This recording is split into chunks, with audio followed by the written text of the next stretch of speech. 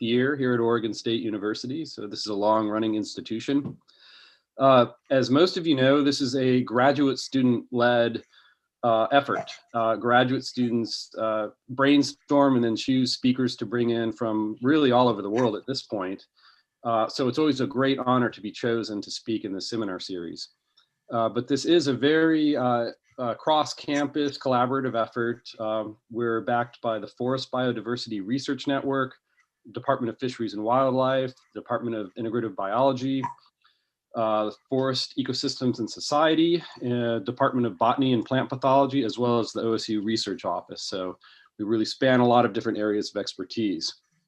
And I know it's been a hard day and a hard year, to say the least. I hope this seminar series brings a lot of joy, some amount of community as researchers who are passionate about their work share that with us.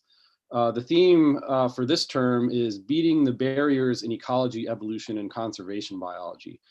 And we'll have, well, if I haven't sent it out already, we have a flyer with the rest of the speakers who are coming for the rest of winter term. And that'll get circulated around as well. But for now, I'm going to hand it over to Victoria Kinnison, who is going to introduce today's speaker. Victoria. Thank you very much, Dr. Lytle. Hello all, Happy New Year, and thanks for joining us at the seminar series. I'm very pleased to introduce today's speaker, Dr. Lekelia Jenkins. She got her BS in biology from the University of Maryland, Baltimore County. As an NSF graduate fellow, she got her PhD from Duke University by pioneering a new field of study into the invention and adoption of marine conservation technology. Since then, she's worked as an environmental consultant for the National Resource Defense Council, while also actively participating in the burgeoning field of studies in expertise and experience. Forging a new path of opportunity, she gained NOAA support to host its first ever AAAS Science and Technology Policy Fellows, and as a fellow, she served in the National Marine Fisheries Services Office of International Affairs, where she helped implement new regulations to address bycatch and illegal, unregulated, and unreported fishing by foreign nations. Dr. Jenkins worked at the University of Washington as a postdoc, supported by the Ford Foundation Diversity Postdoctoral Fellowship and the David H. Smith Conservation Research Fellowship, where she stayed on as an assistant professor at the School of Marine and Environmental Affairs. She's currently working as an associate professor at Arizona State University in the School for the Future of Innovation in Society. She also serves on the National Academies of Science Ocean Studies Board and was recently named a 2020 Leader for Sea Change by Compass. Dr. Jenkins' research interests center on the rigorous empirical study of the process of conservation in order to distill conservation theory and codify best practices, specifically exploring marine conservation, bycatch, conservation technology, tidal energy, invention, technology transfer, and diffusion of innovations. Her research includes field sites along the southeast and west coast of the United States, along the Gulf of Mexico, in Ecuador, and in Costa Rica.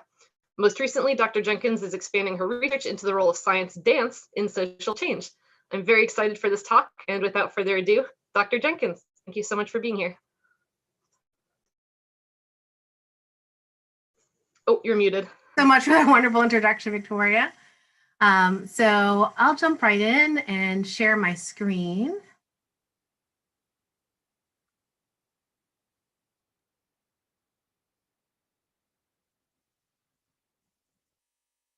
Okay, so today I'll be talking to you about sea turtles and conservation technology and how we can save sea turtles both with technology and with dance.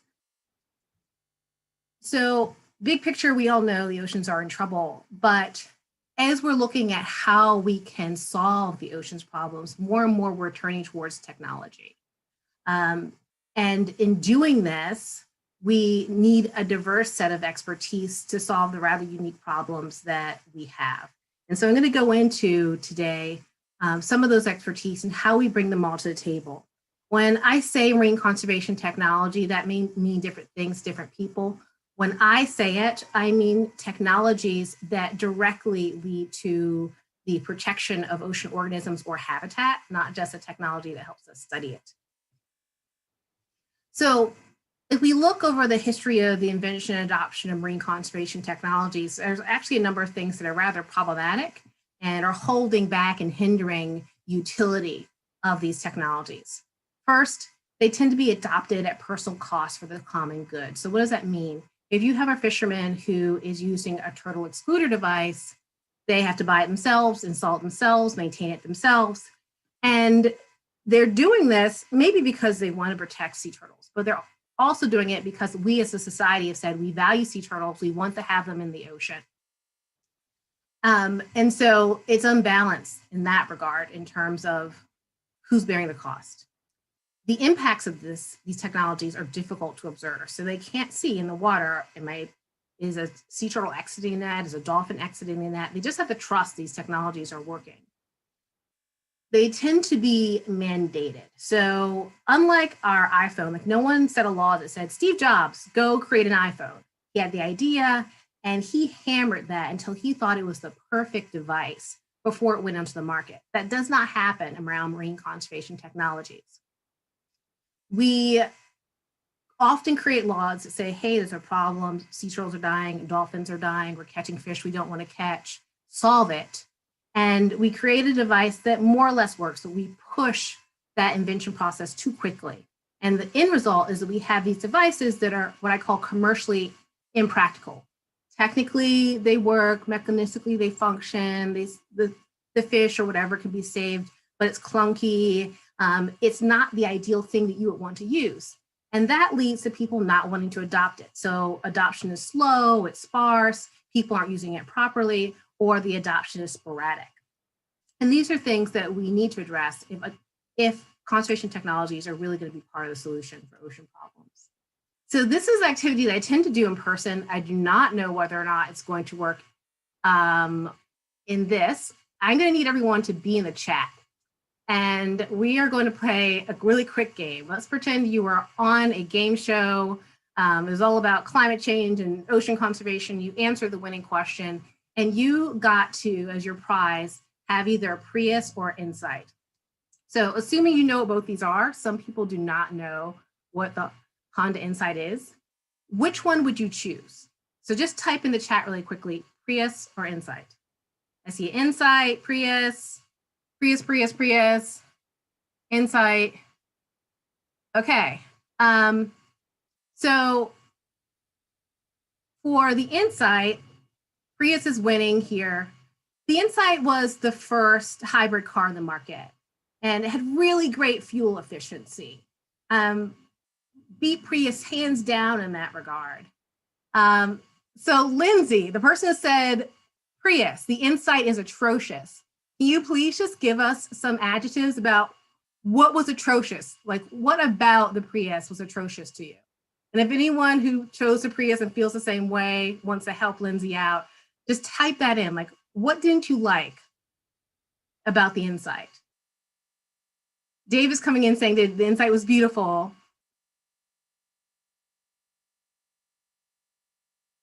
Covered back wheel, what's up with that? Looks like a Matchbox car. So yes, normally what people would say was it was a Matchbox, it was really small, it looked really dinky. And so we have then the Prius that came into the market. And sometimes when I do it, like David said, I think it's really beautiful. Some people actually like the outline of this car. So this is a first generation Prius. What did Prius do with their second generation? It came out with this. Does that outline look at all familiar to you? Once this happened, the Prius took off. What did they do? They gave us leg space, where the inside was full of plastics and all these other things. I mean, they're still plastic in Prius, but they found a balance. And next we know, people in Hollywood are driving them, and it's the it car to have. And the Insight, despite a second launch, never did take hold. And the executives at Honda said at the time, I think we compromised too much on size in pursuing fuel efficiency. So they set out to make the perfect green car. And it had amazing fuel efficiency, and no one drove it. Why? Because of American culture. We're a coal culture. We can drive into anything. I mean, there's places we can drive in and buy guns, drive in and buy alcohol, drive in and buy whatever you want. And we look at our cars as status symbols. That is changing with these coming generations because we understand climate change. But for a long time, cars were everything. So they didn't take the culture into account. So let's get back to, what does that have to do with marine conservation technology? Well, we see the same things playing out. That culture and people matter. So I want to look at what are the key factors for successful invention and adoption of marine conservation technology.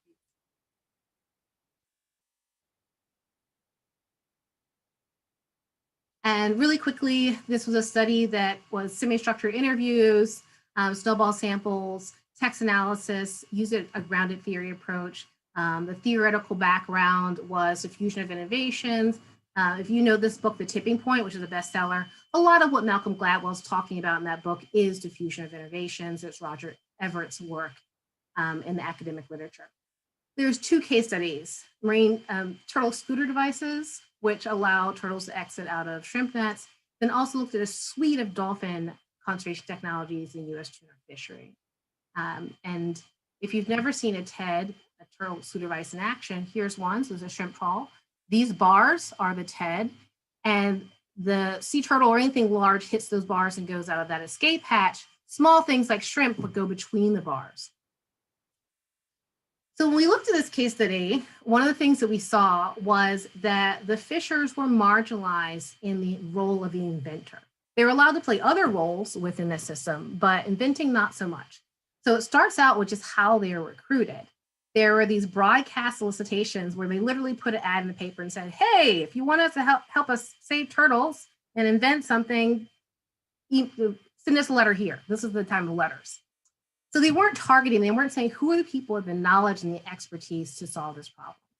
The next thing that we saw was that there's an assumption that someone who's a fisheries leader is thus the person who can help solve this problem, or that leaders are de facto going to be experts. And that may or may not be true, but they are not synonymous. A lot of times the fishery leaders are people who are politically active, they may be retired from their fishery, so they may not be up on the latest gear, what's happening on the boat. When we looked and saw who was being engaged, were they bringing to the table in terms of fishermen, they were contracting with captain and crew to run research vessels. But on those research vessels, their job was just to fish. And they felt like they were marginalized, they weren't treated as equals. Even though they had ideas about the gear, they felt as though those ideas were not being taken into account. We also discovered that fishers were the most successful inventors of conservation technologies. We saw in the TED case that shrimpers were the best inventors. So this chart shows all the technologies, all the TEDs that were certified by the federal government for use. And I have them grouped by the most successful being they are widely adopted and they stayed certified for a long time. And if you look at this top group, it seems as though, okay, it's really diverse. There isn't any theme here in the inventors. But if you dig deeper into the stories of their invention, actually shrimpers played an important role in all of them. So the super shooter TED was a team. Many of them were actually former shrimpers who had come into government as government scientists. We have the Anthony Wheatless TED that was literally invented by a machinist who saw the turtle problem on the evening news, went into his shed and invented a TED. He didn't invent it from scratch. He actually built it off of the Georgia jumper. So all the expertise, all the knowledge of this shrimper was at the foundation of what was in the Anthony Wheatless TED. And then the Parker Soft TED was originally called the Morrison Soft TED. It was invented by a fisherman. They felt like there was some bias against the fishermen. So Georgia Sea Grant basically said, let's take your name off of it, put our name on it, and put it through testing again. And that's what happened. And it passed certification. So we see that shrimpers were the ones who knew how to invent these technologies. And this was further confirmed when we looked at the tuna dolphin case. So again, we see that of the 8 most successful technologies, and here successful technologies were ones that were recommended for use by government or the fishing co-ops. 6 of the 8 of those successful technologies were invented by fishers. But the story gets richer because of those 6, the National Marine Fisheries Service, the government scientists, modified 5 of those 6. And so we're seeing that the fishing industry and the government scientists are playing a separate but dependent role. Neither of them can come up with a better technology without each other. And at that time, why this was that the government had access to the flume tanks, the underwater cameras. They had access to in the budgets for the best technology for doing this type of research and development. And that's still the case. my favorite part of this case study is when we look from invention to adoption. How do we get these devices implemented and used? We've already shown that the fishermen are the ones who know how to invent these, but they are also ones who have a lot of power in getting them adopted. So there were no surveys of TED use, but we were able to look at these free giveaway programs they had where it's like, okay, if you want a TED, come get one. And they had their choice. The fishers had their choice. Unsurprisingly, the most popular TED in Georgia was a Georgia jumper. In South Carolina was a Morrison soft TED, which was invented there. Where things get interesting is in North Carolina. So the Georgia jumper is actually the overall most popular TED in North Carolina. But when you go county by county, something happens in New Hanover and Brunswick County, where the most popular TED is a parish soft TED. Now, this TED was horrible. It lost 20% of the shrimp that entered the net. Now, think about that. If someone said to you, you're going to lose 20% of your profit or 20% of your salary, you would probably not want that job. You would probably not want to use this technology. Why was this happening? Well, there's an interesting correlation because the inventor of the parish-soft TED lived in New Hanover County, and Brunswick County is a county that's right next door. And so what we see here was what I call the local inventor effect, that there's the reputation, the idea of, hey, I know this guy, I know this shrimper, he's docked beside me, I know his cousin, and I'm going to give his device a try. Eventually, with time and experience, people saw that it really was terrible and they stopped using it, and the Georgia jumper became the main TED throughout North Carolina. But this really shows the influence of fishers can have on the adoption behaviors of their fellow fishers. So just really quickly, in summary, we're showing that fishers are the best inventors, but that government scientists play this critical role in refining and improving technologies, that fisher inventors can encourage at least local adoption of devices, but that in these two case studies, the fishers were marginalized in engaging in the invention and promotion processes. And that they had been more engaged, perhaps these processes could have been more effective, more efficient, more timely. So then how do we do that? If we want to engage fishers, how do we do that? As part of this study, I created profiles of fisher inventors, all the fisher inventors, and I separated the successful ones from the not successful ones and looked for common characteristics. Not surprisingly, what we found was that commercial fishers, that was a characteristic all of them held, but they were also experienced in fabrication. So they were former machinists, they built or repaired their own boats, they built or repaired their own nets. So they knew how to build things, knew how to make things. But they also extensively used mental modeling. So what does this mean? You can think of it as imagination or creativity, but what it really is that these fishermen, the successful ones, would literally build devices in their mind. And then they would run trials. They would run tests, experiments of them virtually in their minds. And this was very different from how the government scientists would go about building a prototype, taking it out to the water, testing it, which is expensive and costly. They can only do it at certain times a year. The fishermen would run these tests, these mental tests in their mind until the device seemed to be perfect. And that's when they would build their prototype and take it out into the water and test it. As a result, they got to a solution more quickly, they use less resources. And so if you look for these characteristics, you're not guaranteed to have the best inventor, but you're more likely to have someone that has that knowledge and expertise that you need to partner with to help create a successful and commercially practical marine conservation technology. So here's where we get to switch gear a little bit. We just seen the technologies. Now, what does that have to do with dance? So what I just showed you was honestly my dissertation research. I still love it. I still talk about it. But when I did this research as a dancer, I was constantly thinking about what the findings would look like as a dance. Like I'm writing it up in my dissertation by day, and by night, just sitting around and thinking about this dance and wanting to do my thesis as a one-woman show, like the same week I defended, which was a crazy idea. It did not happen. And what was that all about? So I came to Duke University where I did my PhD, which is also the home of the American Dance Festival. This is Larry Crowder, my co-advisor for my PhD. And so that first year where all the graduate students are rushing to go to the field and show that they were like worthy of being in grad school and get that first season of research and data, I said to Larry, hey, can I dance this summer? And he said to me, absolutely, because art feeds scientific creativity. And I'm so glad that he took that point of view, because I think that it's true. If your creativity is connected to art, then your scientific creativity is connected to the same space inside of you, and you need to feed that. So after I did my dissertations, when AAAS launched their Dance Your PhD competition, and all my friends said, oh, Kiki, you've got to enter this thing. And we did. In 2 hours, I choreographed, practiced, and filmed a dance with a group of people who were largely not dancers, or maybe at best social dancers. Here's a little clip.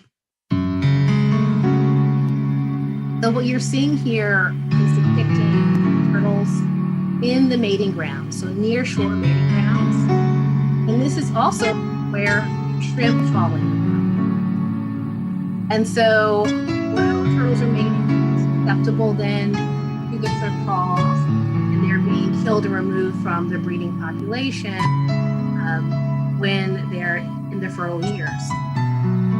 This dance then went along to depict some of the other findings I've already presented about the different types of expertise that had to come together to create a successful technology.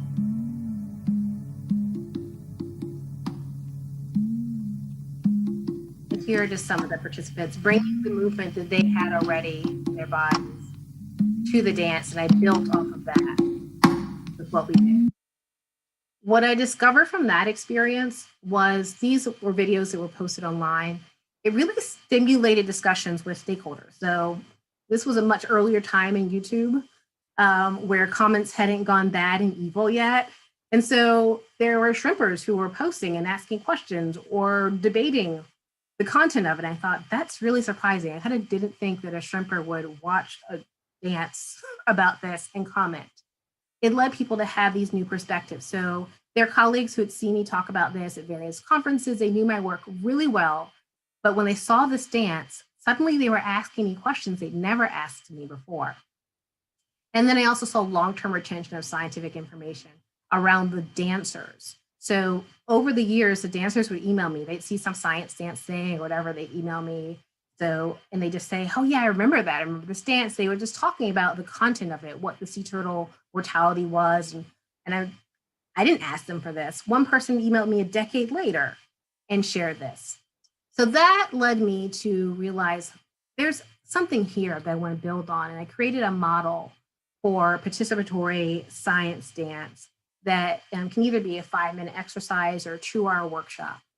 And in doing these, we've done exit interviews to find out what people's impressions were of how it's valuable. We're seeing that they're acquiring new knowledge. We're seeing that they're sharing information between each other and beyond to their friends. So one example of this is we did a dance, and then a week or two later, I was on campus at some event, met someone I never met before, and they said, oh, I know you. My friend so-and-so was in your sea turtle dance. And I was like, oh yeah, she played a dead sea turtle. And this person who was not a marine scientist, wasn't even a scientist at all, corrected me and said, no, she played a stranded sea turtle, which is a bit of a technical term. It means a turtle carcass that has washed up to the beach. We call it a stranding. And so here they are giving me these technical terms back to me. They're 2 steps removed and continuing to pass the information along. So we're seeing this spreading. We see that they are concerned for the sea turtles, that they're worried about this problem. They have a new appreciation for the importance of sea turtle conservation work and the science behind it. And then they were also building these connections between the research and their personal interests.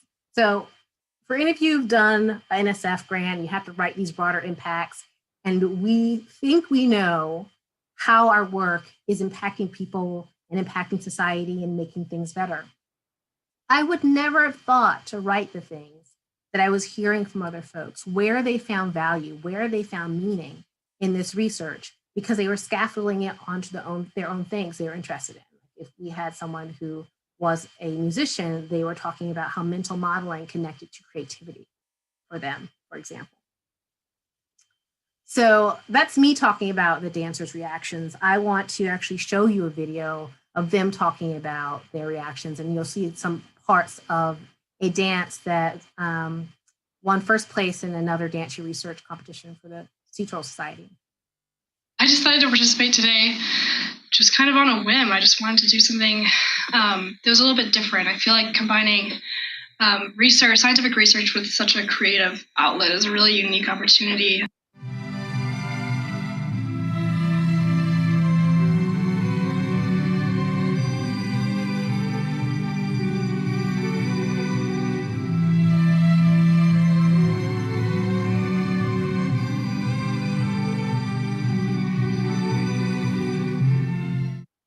As a scientist, I am very concerned about the impacts to sea turtles and basically our oceans and our planet in general. And I think that as a scientist and as a scientific community, we haven't been very successful in disseminating knowledge and in inspiring people. And I think art and the humanities and things like dancing can really help shed light on problems facing our planet, such as sea turtles drowning in fishing nets.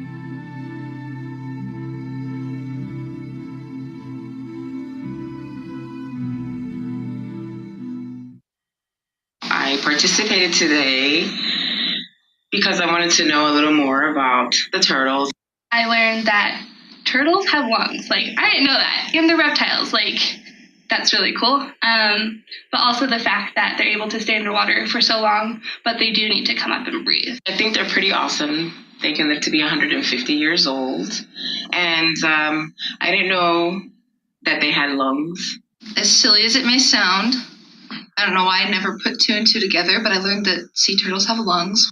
Sea turtles get stuck in nets and they drown. When I think of sea turtles, I think about Finding Nemo. I don't know what else to say. And when Nemo was talking to his dad and he was like, I learned that they live to be 150 years old. I'm just, oh, this is great. Doing something about something that really matters in a field that I know nothing about. I am not a marine biologist. I am not a scientist. I'm a dancer. But because I'm a dancer, it gives me the opportunity to engage in projects that are out of my field, and I get to acquire knowledge.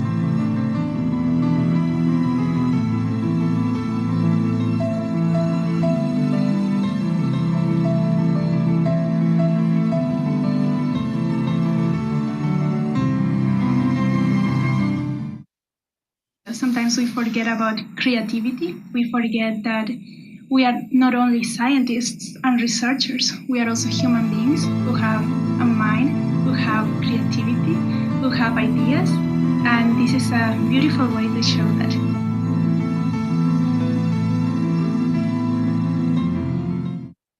I'm really interested in the intersection of dance and STEM-related fields, and I think when we intersect those two halves of ourselves, we can all benefit a lot. Today was kind of a look into the realm of science and art communication. And I think as a scientist, having that ability to communicate with others and dance through movement and show that the world is not just black and white really makes a difference.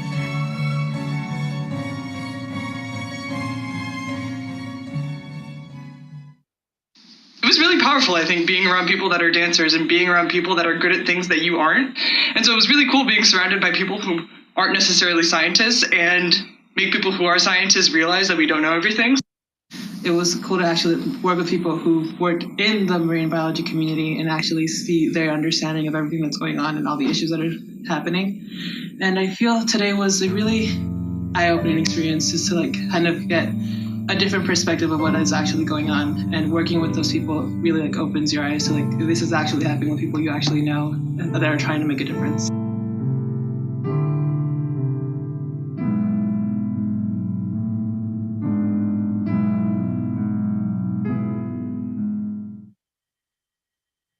I express myself better through body movement than with words. And so this is a beautiful experience because I was able to show what I have inside, and there is no judgment, there is no embarrassment of doing this.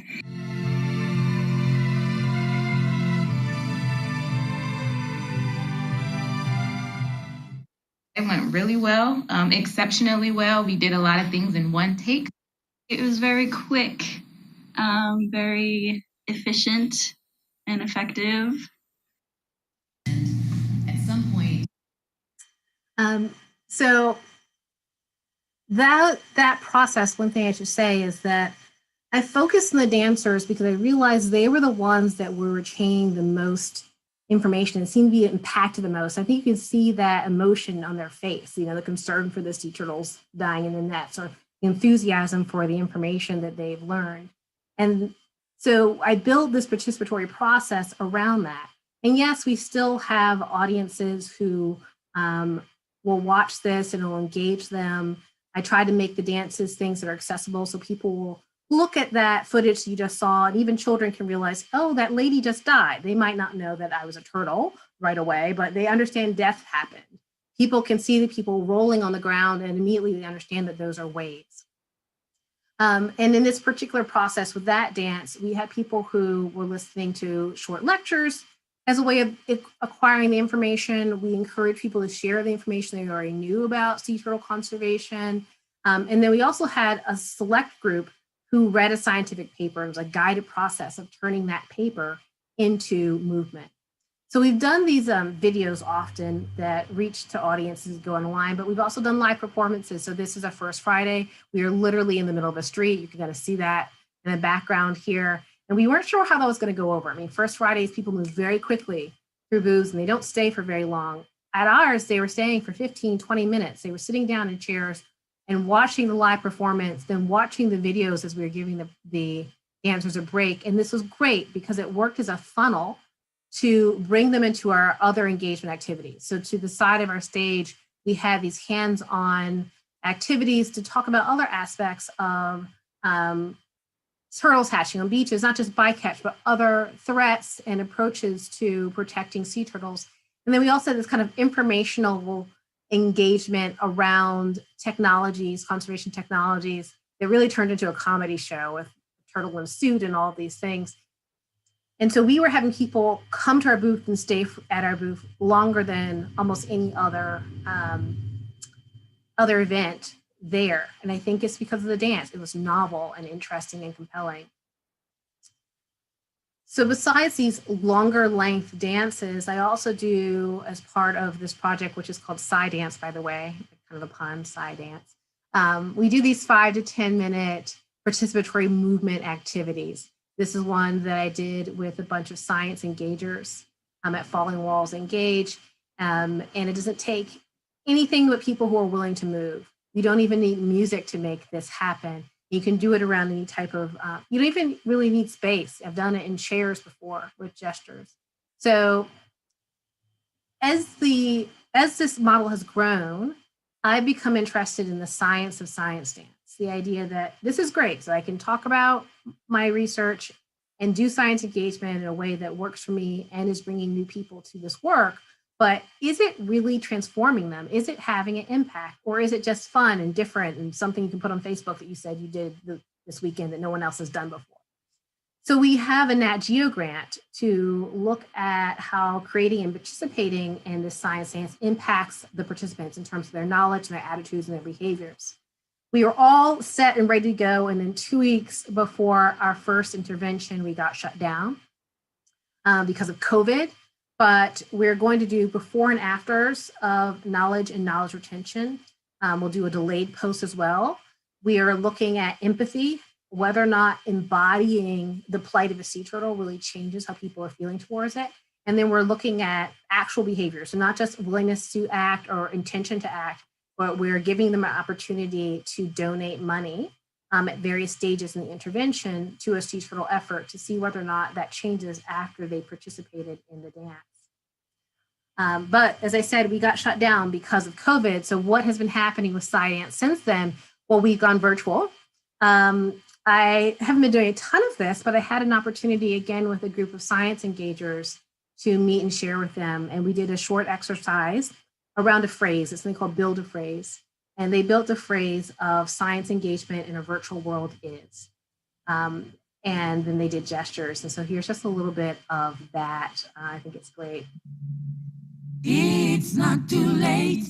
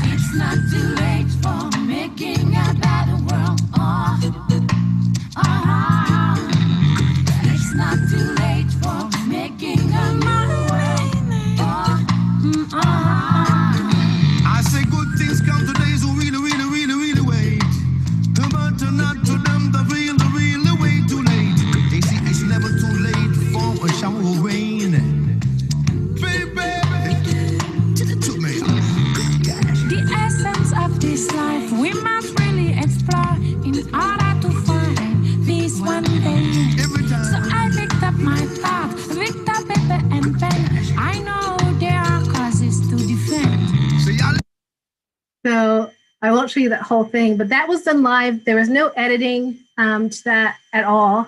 And I think one thing that you can see both in their faces, but in the chat, was how energetic and excited people were. And that was something I was concerned about when I went to this virtual space, is doing dance live. It seems like it really changes people's whole attitude and their enthusiasm and their excitement. And could I translate that to a virtual space?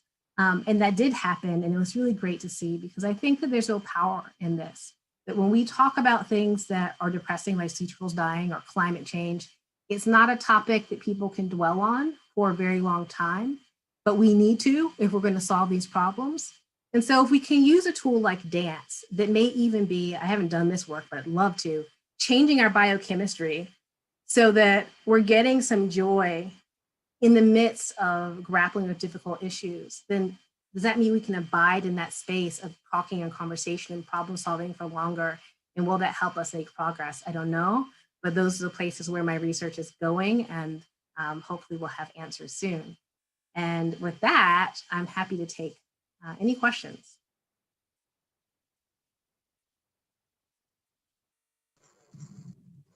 Thank you so much for that, Dr. Jenkins. If you would like, I'm happy to help read the questions that are starting to pop up in the Q&A session, and then you can answer them at your leisure. Sure. And also, lots of virtual applause, I'm sure, would be coming through if the attendees could unmute themselves. But we have a question from Dr. Beanwig, who works in the Human Dimensions Lab here.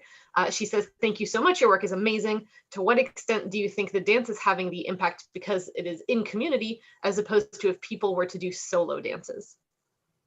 Ooh, that's really interesting. So I do think that that is part of it because of this peer-to-peer sharing, because that actually happens in this space as well. If you remember the video, they kept saying, oh, turtles live to be 150 years old. That's not something I actually said. Turtles do live to be really old. They got that from Finding Nemo, and someone was talking about what little they knew about sea turtles, and then that spread and that shared. So that can be really positive. I try to monitor that to make sure there's not misinformation, but then you have multiple voices. And sometimes people can hear from other people better than they can hear from certain people. And so by having that plurality of voices, I think that it does have more impact. Thank you. And then a follow-up question is, how do you recruit people to participate in any of these sessions? So right now, I've been doing this pretty opportunistically, where either there's a competition or there's an event. So people ask me to do it at an event. Sometimes, like the last virtual video, they've determined the audience. I just come in and do this. When I'm doing a performance or a video, I will tend to work within my community. So I'll work within the dance community that I know, because I, until COVID, also had a dance school, and the dancers that I know or the scientists I know, and I just invite them. What I would like to do, where I'd like dance to end up, is to be in partnership with a museum or schools in the community and grow this to be larger. But I want to do that evidence-based. So I really want to have the Nat Geo project, science project data in hand before we really grow it. Thank you. Another attendee said, beautiful presentation, Dr. Jenkins. I was wondering if you've ever been inspired to do a research project from a dance you were performing, such that the inspiration was actually coming from the other direction. Really interesting. No, because I have not been invited to do a science dance per se. Well, yeah, I haven't had that opportunity yet. I will say that I find that when I am watching dance, I become more creative and thoughtful about all sorts of ideas. It puts me in a whole nother headspace. And so if I happen at the time to be thinking, like working with something around a new proposal or whatever, I could be watching someone else's choreography and it just gets my brain going. So I could see it happening potentially, but it hasn't yet. Thank you. I also just had a personal question. In terms of using this as a basis for science outreach, have you noticed any difference in response from different age groups or different genders or different groups of people in general? Are there some people that tend to respond better to this live versus others? So I will say that I make a conscious effort to do this work with adults. there are lots of people. There are some people who are doing science dance out there. They tend to focus on kids or K through 12. And in my mind, adults are the ones who are making decisions through the power of the vote and through the power of their wallets. And that's where I want to have impact. I imagine, and this is some place where, again, because it's opportunistic, I don't have like some great sample yet to see, that it's people who already have some form of affinity, either on the science side or the art side or the movement side, who choose to show up in this space. And if that's the case, that's absolutely fine. I mean, I think that as scientists, and particularly environmental scientists, we need to be taking every avenue possible. I have another talk that I often give about how environmental science is positioned in a way that almost no other STEM is, because we have people who are already engaging in some ways in what we do, right? You have folks who go out on hikes and they paint the environment. They make songs from whale noises. There's all sorts of ways that they're already doing this. And if we take advantage of the media that they're using, we can maybe get additional information to their head, more science about something they already care about. So I think there's opportunities there for sure. Thank you. And so just as a follow-up, so you see this more as a potential tool for engaging with stakeholders on another level as opposed to just kind of general scientific outreach? I do. I think, as I hinted at, I would love to do a biochemistry study because I think this changes people's biochemistry. You know, you see this excitement is coming into them, and I know that that's driven by hormones and chemicals in our body. And you see the smiles are coming into their faces. And then within like 2 hours, people are rolling around on the floor and giggling, not just because they have to, because I'm asking to. Like, I actually can't get them to do the movement because they're having too much fun. It's like summer camp, and they've made like best buddies. And I'm literally having to shove people out the door and be like, we've got to go. The space is rented to someone else. Like, you've got to leave. I know you just made best friends with this person, but that was the power of the movement. I think you would take other people that don't know each other and stick them in a room for 2 hours and they don't make connections like that. So I think there's a power there. Thank you so much. A question from Selena Appel, who actually also worked with Larry Crowder, I believe. Yeah, we were at the same time. Hi, Selena. OSU has the new interdisciplinary undergraduate degree in marine studies offered through the College of Liberal Arts. Are there any ideas you have for a course we could put together that would link STEM majors to art majors? And she's the department head. I also did not say that. Yes, absolutely. So I would say actually look at ASU for a model. One of the reasons why I'm at ASU now is because they really embrace science, art. They have a department that's art, engineering, and design, I think. We are now the home of Leonardo, which is the only peer-reviewed science art journal. And we have a fellowship that just started this year with science artists coming into the space as scholars. Almost all of them are dealing with some aspect of the environment right now. So yes, there's a lot of models, and ASU has a number of programs and majors that are already happening and different products that come out of that. Another one of them is Liz Lerman has a course called Animating Science. And she works with largely dancers, but all sorts of art majors to create products from from science. And they are embedded with scientists to do that over the course of a semester. Liz Lerman, MacArthur Genius Award-winning choreographer who has done science dances. Realize I just threw that name out. Very cool. Another attendee is asking, have you been able to show the dances to fishers, and what have been their reactions to it? So haven't been able to do that live to just a Fisher audience. It's been either kind of the YouTube where anyone can come, or we did one at Surf, and that can be a mixed audience. And there may be some fishermen there, but that's largely managers and scientists. In that space, it went over really, really well. And in fact, the next time I did Surf was every 2 years. People came up to me and did the phrase and did the movement. And I'm like, I don't even remember this, but I'm glad that you do. Very cool. Another student is asking, have you faced any criticism or pushback from the scientific community in terms of not wanting to mix science and art, or has your science dance innovation been largely well received? That's great. Yes, I have gotten pushback Day one of graduate school, I mentioned to someone that was a dancer, and they were like, you don't deserve your spot in this PhD program. And I've had people say that to me, like, you can't possibly be a good scientist if you dance. People said, well, I assumed that you were dumb because you were a dancer. And like, I'm so surprised that you're not dumb. And when I was at the University of Washington, we started something called Sandbox, which was a science art collective. And I would say the first 4 or 5 meetings felt like a therapy session for the science artists who were in the closet. There was a person who was a scientist and had a gallery exhibit in a Seattle gallery that his colleagues knew nothing about because he was afraid of how they might be treated. And he would create these manipulated images from his oceanography data that then became art. And so, yes, there is a lot of that. I think that it's changing, but what I see still in many spaces is that if you prove yourself, like once I got second place in AAAS, then suddenly there's like, oh, it's okay that you can do that because you got an award and it's fine, but don't do too much of that. But if you haven't won an award, if you're not getting press for it, then there's spaces that say that you shouldn't. And that is slowly changing. I think it needs to change more quickly.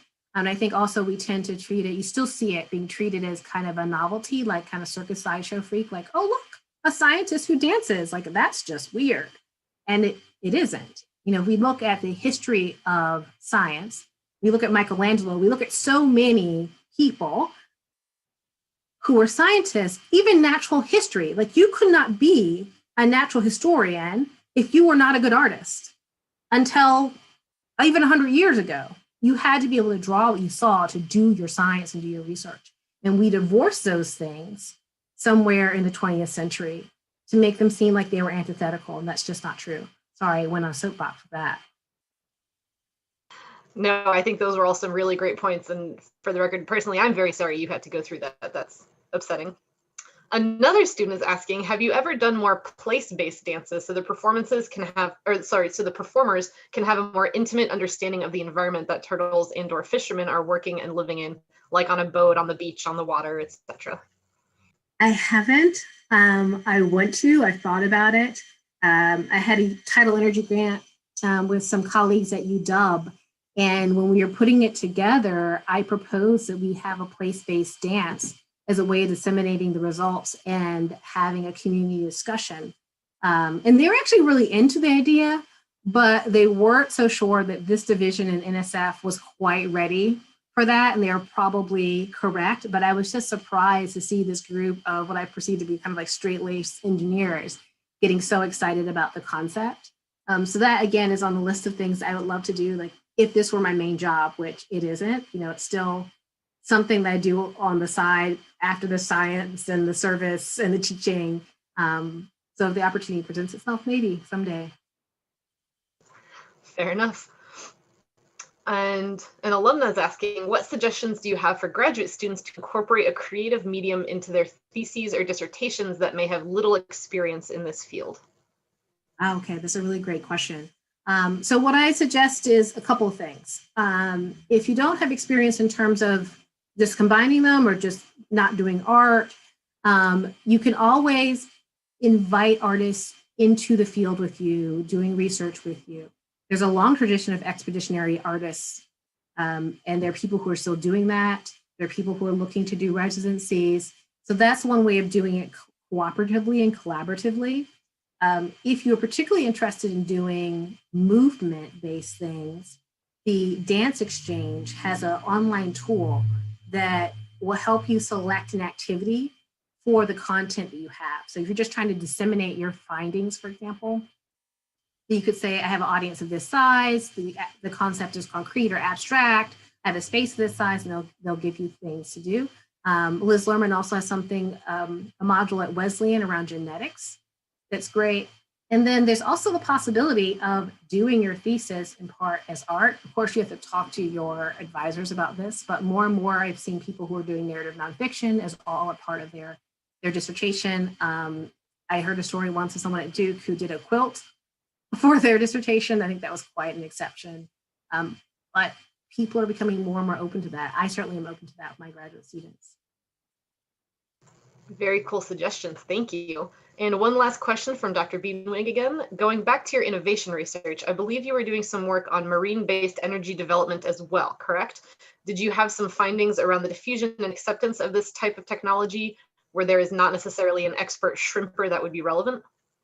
Yes. So with that work, tidal energy devices are not commercially available at this point. We're still doing prototypes. So we were looking still at the R&D phase of this. And what we found was in Washington State, which is where this work was based, that people, the public, and we looked at the coastal public versus the rest of the state, were very open to this. They largely saw that there was value there and that it was important. There's a little bit of a tension because of the wealth of hydroelectric power in Washington State. Some people said, we don't need another green technology. We have this, and I don't want to see something else in the ocean. What about the whales? What about the otters? Et cetera, et cetera. But in general, there's a support for it. And there was a desire that there be more money available for research and development there. And there was a willingness to pay study through that. And there was an indication that the public would be willing to pay to support that research and development. Right now, that's largely coming through private means, and it falls down when it comes to in-water demonstration and pilot projects. And so we need to get through that hump, and public funding could be an avenue for doing that.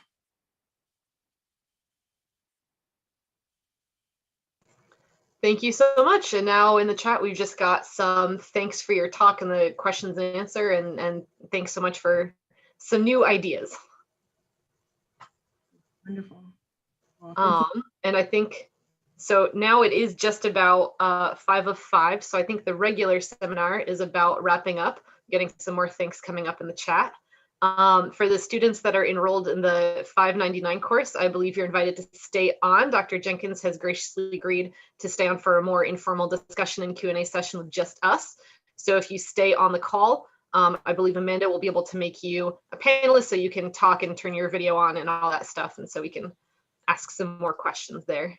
And thank you everyone else for coming. I don't know if Dr. Lytle or Dr. Levy have anything else to add? No, thanks so much. I'm happy to make people panelists who are still on. I'll just start making you panelists if I recognize your name and you stay on, you stay on. And I'm not sure if you're going to be able to share video, but you should be able to share audio. And I just say thanks again to names I recognize like Karen and Selena. I wish I could see people's faces. But thank you for being here. Yeah, thanks for an awesome talk. Yeah. Okay, so Tal, you have the power to bring people up as panelists here. I'm trying, yeah, I think so. Let's see if they start coming into the, yep, we're getting some panelists here. I'm not sure if we had trouble getting them to